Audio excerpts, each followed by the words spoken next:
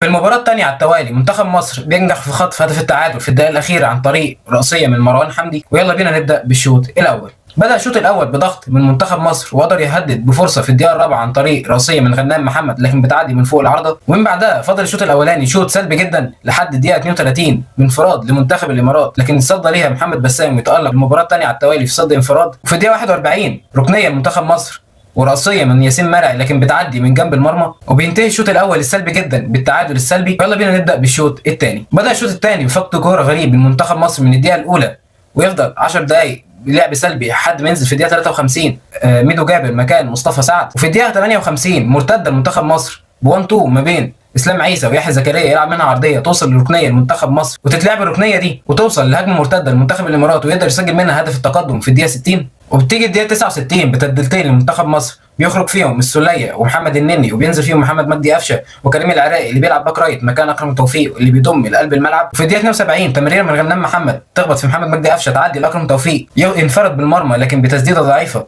يتصدى لها حارس منتخب الامارات. وفي الدقيقه 74 فرصه خطيره لمنتخب الامارات بعرضيه بتصدى لها رجب نبيل. وفي الدقيقه 80 هجمه مرتده لمنتخب مصر بتوصل لمحمد مجدي قفشه لكن بتسديده مستعجله جدا منه تعدي بره 3 خشبات. وفي الدقيقه 81 تبديل لمنتخب مصر بخروج يحيى زكريا ونزول حسام حسن عشان يلعب في الوقت المتبقي من المباراه باثنين مهاجمين. في الدقيقه 83 تسديده من منتخب الامارات لكن بتعدي بسلام على شباك محمد بسام. في الدقيقه 85 توصل الكره لاكرم توفيق اللي بيلعب كره طويله توصل لكريم العراقي يلعب منها عرضيه بتوصل لمروان حمدي على راسه ويسجل منها هدف التعادل لمنتخب مصر. ومن بعد تسجيل هدف التعادل لمنتخب مصر حاول يسجل منه هدف الثاني وقدر فعلا يسجل هدف التعادل في الدقيقه الرابعه من الوقت البدل الضايع عن طريق ميدو جابر لكن بيتلغي بدايه التسلل بفاول من حدود ال 18 بيلعبه محمد مجدي قفشه رجب نبيل اللي كان في موقف اوفسايد بيلعبها لميدو جابر اللي بيسجلها لكن بيتلغي الهدف لداعي التسلل. وبينتهي اللقاء بالتعادل الايجابي 1-1 وفي انتظار مباراه الاردن اللي بتحدد مصير منتخب مصر في البطوله. وصلي على النبي.